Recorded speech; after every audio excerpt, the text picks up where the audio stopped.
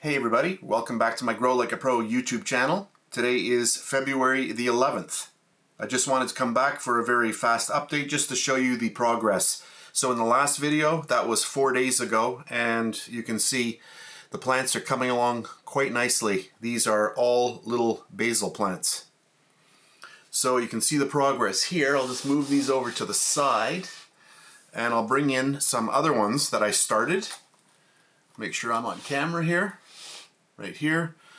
And now you can see I've got, I only did the middle here, and I'm also giving these 16 hours of light, so they're both underneath the same light.